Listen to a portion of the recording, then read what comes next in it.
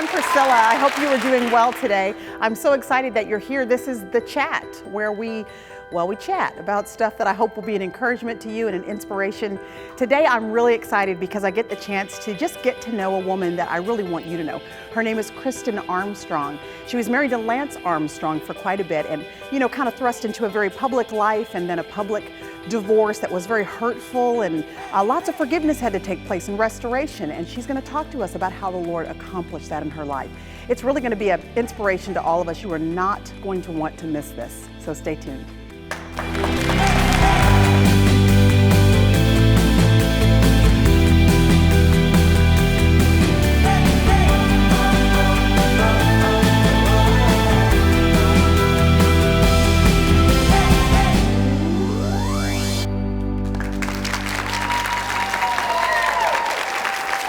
Well, listen, this is part 2 of a conversation we have already been having. You're going to want to make sure you go back and view part 1 if you have not already, because we've already started down an incredible path of life-changing insight from an incredible woman. Would you please help me to welcome Kristin Armstrong today? Thank you so much for being here. So glad that you're here.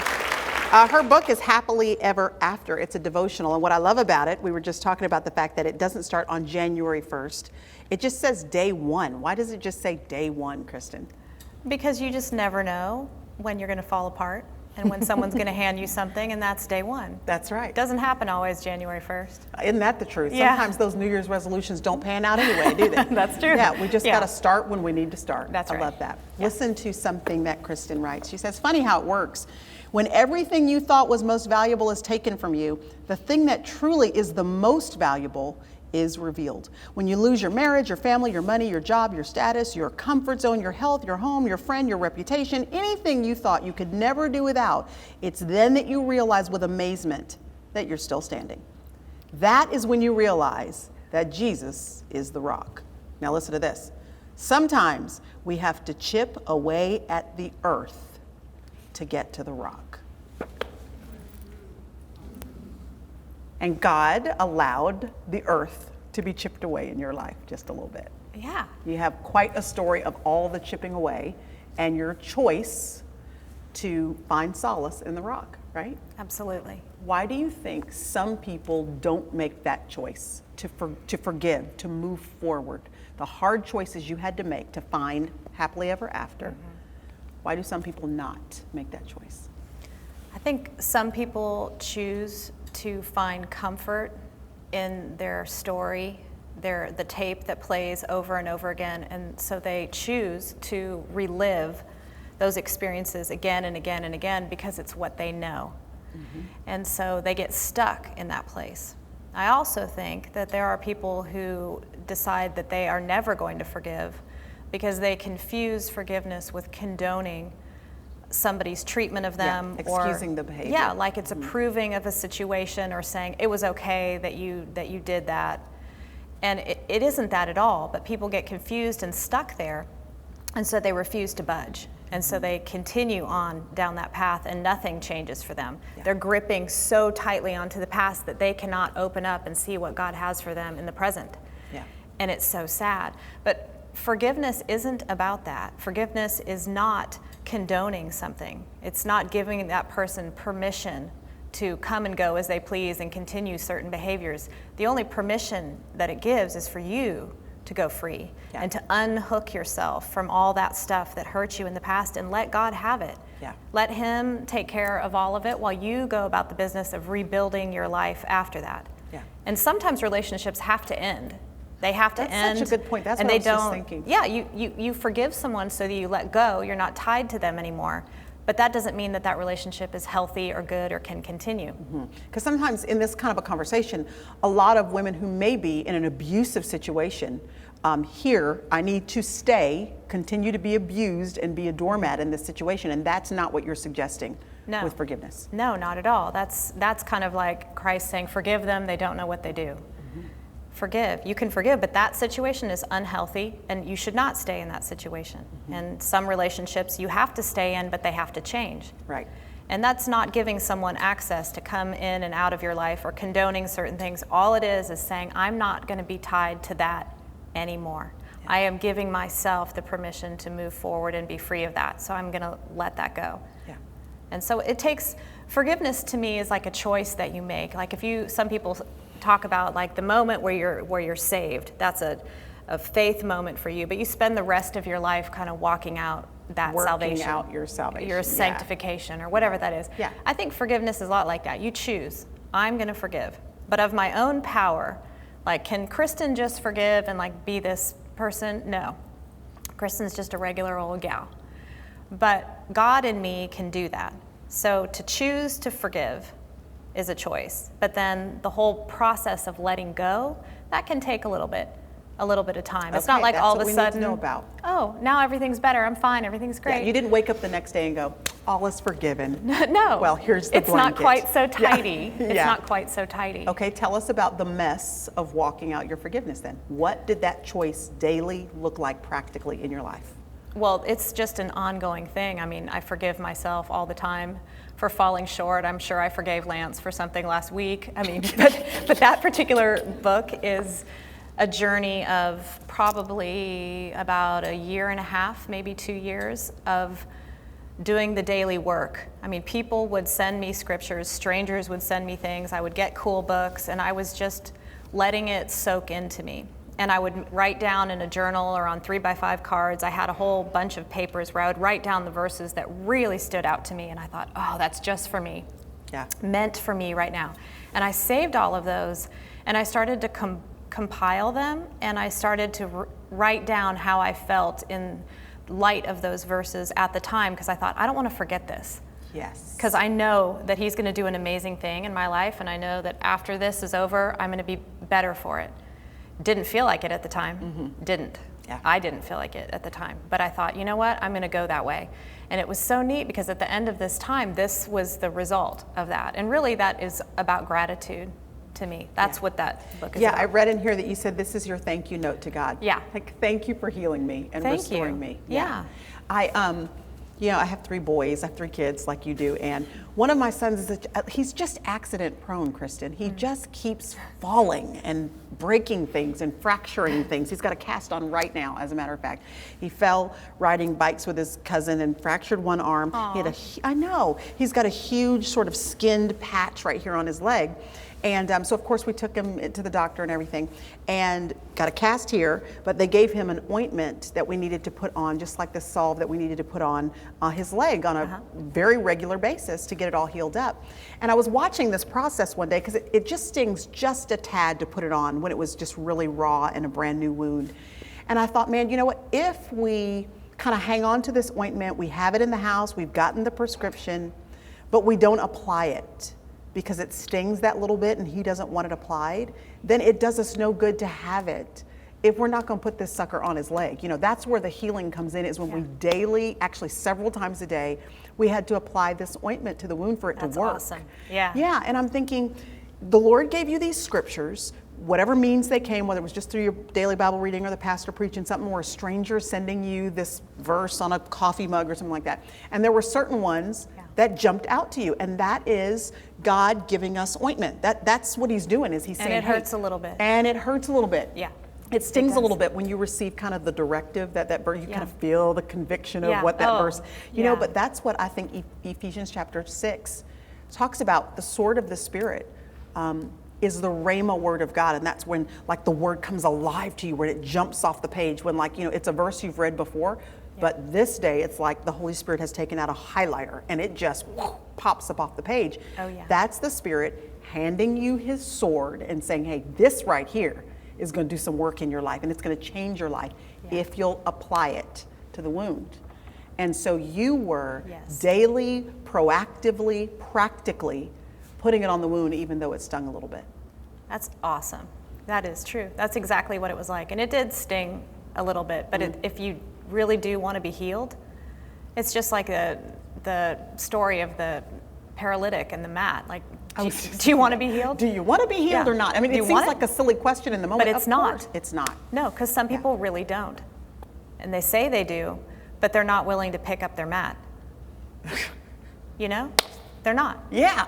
So if you want it, he's offering it.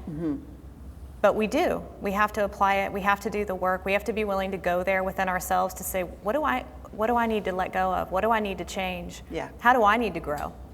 Instead of going, hey, you did, you. Oh, we get so comfortable pointing fingers at everybody Right. else. Yeah. We have pity parties, and we invite all our friends to our pity party. And we love rehearsing and going over the details of what happened to us over and over and over again. And it really causes us to think about what kind of friend we are to those people, because if we're enabling and applauding and supporting that friend of ours who's constantly going over her drama, maybe it's time for one of us to be friend enough to her to say, it's time for you to wake up out of this spiritual slumber and get on with the business of putting the ointment on so that you can be healed. Yes. So did you have friends like that in your life? Oh, absolutely. Yeah, one of them's here today. Really? Yeah. Were you a little bit mad at her at the time for making you wake up and move on? Like, did it feel uncomfortable for her to kind of, or one of your friends to kind of have to look you in the eyes and say, let's go. Today, I know you're having a bad day. You don't feel like getting up out of bed, all that, but you got kids to raise. You have a life to live. God is in you. Let's go.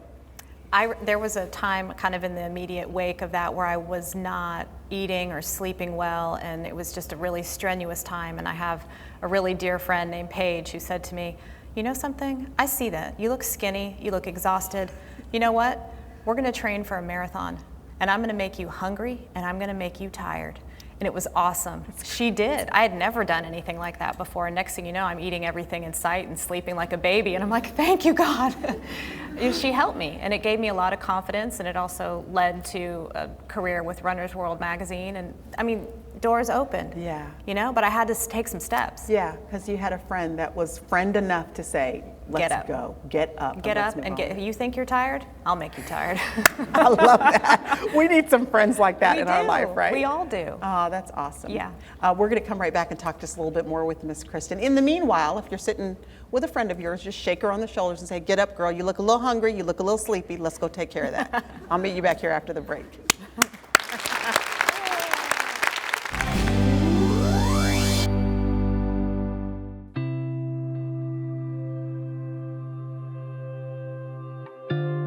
This is going to be an incredible experience where we all get to see what it's like to experience God's unfailing love. We are incredibly loved, incredibly valuable, and incredibly capable of blowing it. That's why we are in the book of Hosea. I want you to experience it. I want you to be able to enjoy it. I want you to be able to taste and see that the Lord is good. If you're lost, the message of Hosea is that God will find you.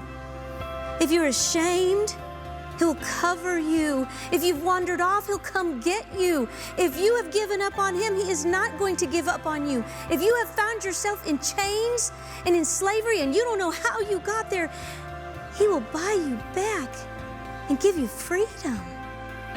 That's the incredible scandal of God's love. He would do whatever it takes to restore us. That kind of unfailing love will change everything.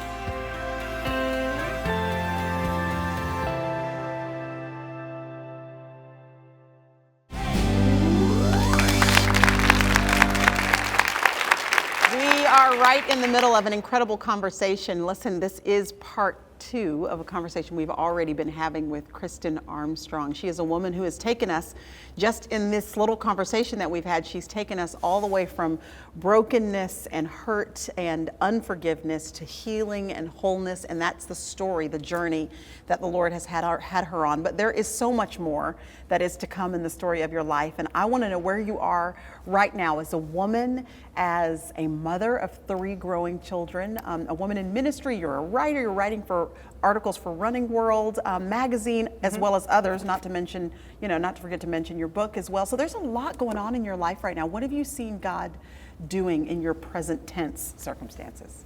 Well, since that time, I've written 7 books.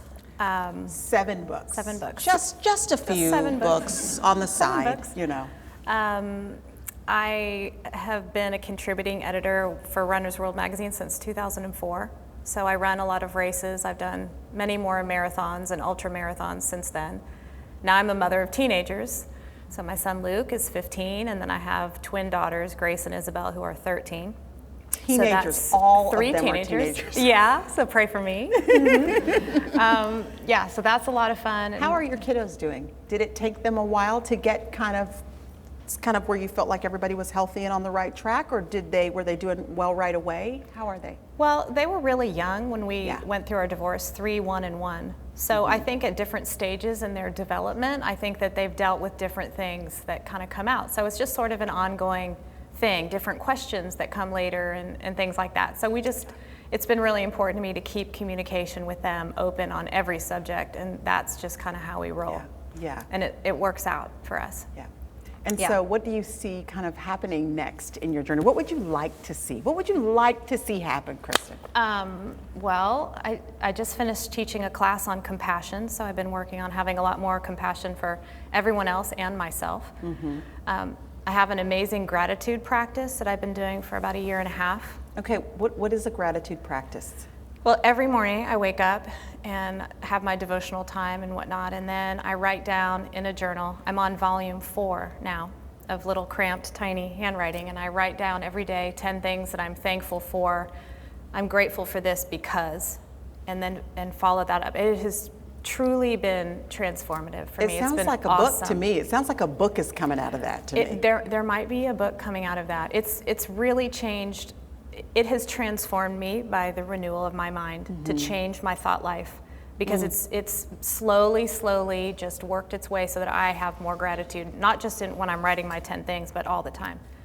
And that's really changed me. Yeah. Yeah. So Because it's huge. really what gratitude is, it is proof. It's like outward proof that you really do trust God. Yes. So it's revelation as to whether or not you trust God. So you're in the midst of stuff going on in your life and chaos in your life, but when you choose in the midst of the chaos, still make your prayer requests known to God, but at the same time say, but I'm grateful for A, B, C, and D because, like you're doing. Yeah. That discipline, it stirs in you that faith, that deep down trust that you still have that your God is who he says he is and will do what he says that he will do. Yeah. And Philippians chapter 4 says that gratitude activates the peace of God, which surpasses all understanding.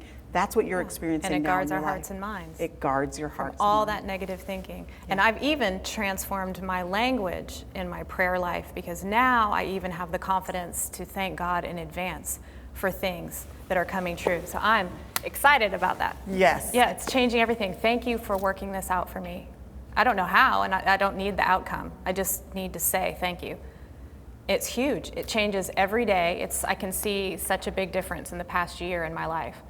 Are you speaking a lot to groups of women or Bible study? Are you speaking? Yeah. Is that kind of one of the main things that you're doing right now in your life, is teaching and speaking? Because and the you should be, teenagers. is what I'm trying to say. Thank should you. be The speaking because teenagers. people need to hear this. Yeah, I love writing. I love speaking, probably, but not as much as I love writing.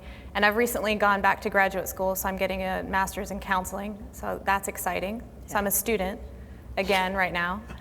And Just a few things on your plate. yeah, Not much. Yeah, but I'm not busy because I don't How like are that. you not? How are you not busy as a Because I graduate hate student? that. I hate that word. I refuse. You refuse to. I refuse to to say be that you're busy. You refuse to be busy. How do you keep margin in your schedule, with all that you have going on? How do you keep bits of boundary and margin that keep you from being busy? Well, I've tried that before, and I can be so hyper organized and hyper efficient that I can make everything move, but I've tried to get out of that rut of being that person all the time, because that person's not as fun. So instead of that, like, the greater my gratitude is, the more things just get done, but I'm thinking to myself while I'm doing them, like, hey, stop trying so hard, try easy. And I try easier, and then next thing you know, there's more time, and next thing you know, I'm like, it's okay. It'll get done. It's fine. And that brings me so much peace that I forget about busy, because busy stresses me out. Busy makes me stresses crabby. us all out, doesn't it, y'all? Yeah. Yeah, we don't Yeah, like busy. I don't like days like that. I feel like I'm short with my kids. I don't have time for my friends. What's the point of working on all this stuff if I don't have time to sit and talk with a friend who's in a place? What's the point of that? Am I so busy? Am I so busy going to school to become a counselor that I can't talk to my child? No. That's great. No, I'm not going to be like that. And I told myself that, and I talked to my kids before I ever went back to school, saying, hey, I've been thinking of doing this. What do you think? I mean, this could impact you. What if I have tests, or what if I have classes at night? What does that look like? And they were so awesome. They're like, Mom, you're so smart. You should do whatever it is you want to do. And it's been beautiful because they're doing homework, and so is Mom. And there we are. You are so calm. Isn't she so like your personhood is just kind of calm. Is this your countenance? Normally you're just kind of laid back and easygoing? I wouldn't say, I mean, I can be a type A person, but I think I am pretty steady. I don't think I have a lot of this going on, but I don't know if that's my personality and that's what shows, or is it because I pray and meditate and do my gratitude journal? Like, are my practices making me that way, or am I that way? I think it's kind of a combination. Okay, I have some questions, Miss Kristin. We're gonna need another hour. I feel like we need another hour. Okay. I appreciate what you're saying about the busyness stuff and don't work harder, you're working easier. But I need you to tell me exactly what that means. Like, what does that look like? Because you still only have 24 hours in your day, just like all of us only have 24 hours in our day. And you're still trying to manage your home and feed teenagers and go to graduate school and be a writer for all of these 7 books that you have and more, and speaking and teaching people who very much need to hear this message. So you have got a lot on your plate. So I mean, in a practical weekly or daily sense, how are you able to keep yourself from being on edge, irritated, and busy? I mean, practically, what does that look like? I mean, there have to be some practice. I'm very curious.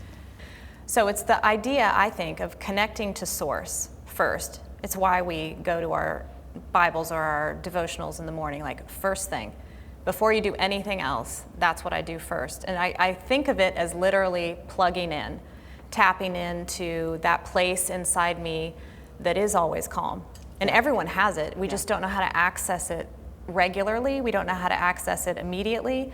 And at first it's awkward. You can go to that place and you have to sit down and have no distractions and, okay, I'm going to relax now, I'm going to pray and meditate, I'm going to have quiet. But over time, it becomes so much more natural that you can even go to that place within you when you're in the middle of a conversation with someone and they're completely, lighting all your buttons and being a human trigger. Yeah. In that moment, you could say, wow, okay. There's the place within me that is quiet, that is like a sanctuary, and I can go to that place now more regularly. And so it keeps me throughout the day just checking in and connecting in with the parts of myself that are called higher instead of the parts that drag me down. So that's I guess the best way for me to describe it, is just to say that I try to connect to source, God, for the energy that I need and the direction that I need. And then when I'm going from that place, I'm operating from a place of abundance before the day ever starts. And so you're not jumping into the day in a hurry. No. Oh my gosh, I'm already out of time and the day hasn't even started yet. I'm up late. The lunches aren't made. Oh no, the gas is low. I mean, you can say everything that's scarce in your life, and you approach it that way, and the whole day you'll be scrambling. You'll be late. You'll be stressed. You'll be short with people. I've had days like that. I get it. I can see how I am when I'm like that. I don't like it particularly. Yeah. and my kids don't either, and no one enjoys me that way. Yeah. But the other way is different. You still have to make practical choices, because you can wake up and do exactly what you've said and have a sense of abundance toward the day, and yet still, if you did not go fill up your tank the night before, you're going to have no gas in the car in the morning. Right. Or the lunches are not going to be made on time. Right. So you have got to be saying lots of no's to things so that you have room in your life for the bigger yeses. Yeah. And I think that that's part of that process in the morning of being grateful and being intentional, because if you set out with the bigger things in mind first, then you'll give those the due priority and the energy that they need. And when you aren't stressed out, then you will go like, oh yeah, I should probably stop here and get gas while I'm on the way. It's just your mind is clear, so you're not so muddied and scrambling all the time, and that's where that feeling comes from, and then things start to go wrong, and then we turn negative. Yes. And that's what I'm really working on a lot right now, and trying to model that for my kids, because kids have a lot. They do. They do. My kids are shuffling between 2 houses and 3 sports, and they have all that on their plate, and so I don't want them to have that horrible rushed feeling all the time too. So. Well, I think it's so interesting that we, kind of ending on this note of talking about, your countenance and the way we can see the restoration that God has brought in you. We can see it externally. We can see just by the Yay. peace that is That's on good. you and in your life. And the thing is, we all have the opportunity to experience that by, what I really hear you saying, is prioritizing, putting Yeah. first things first, meeting with God, realizing that our peace and contentment and joy really does come from Him. Do not quote me on this, but I think it's Martin Luther that said something like, today is a really busy day, so I must not spend 20 minutes with the Lord. I must spend 2 hours with Him today. Wow. Because it's really busy today. And so that's a the cool same mindset. Yeah, it's the same idea of just knowing what comes first and putting that first and realizing that that really will reorient the whole rest of your day and the rest of your life. You've modeled that for us. You've Thank modeled you. that for us. Would Thank you you. guys please help me to thank her? Thank her for being here. I'm so glad that you're here. This has been such a great conversation. I really feel like we need another hour or two to talk to Miss Kristin, but you can hear more from her and all the guidance that she has, the wisdom that she really does have to give to women like us, all of us who are in busy places in life, who have stuff we've got to get over from the past, and we want to live a healthy, whole, complete, full life in the Lord. This is just one of her incredible books, a devotional that you're going to want to get your hands on. But pick up everything you can by Kristin Armstrong, because she really is a blessing. Listen, you're going to be able to watch this program Tuesdays and Thursdays this month at noon, 6 p.m., or 10 p.m. Central Standard Time. Any of those 3 times on Tuesdays and Thursdays, you'll find part 1 and part 2 of this conversation. You could just go to thechatwithpriscilla.com, and I'll be right there. Or you can just check your local listing on the NRB channel, because we'll be there as well. Thank you so much for joining us. We cannot wait to do this again. I hope you have a great day.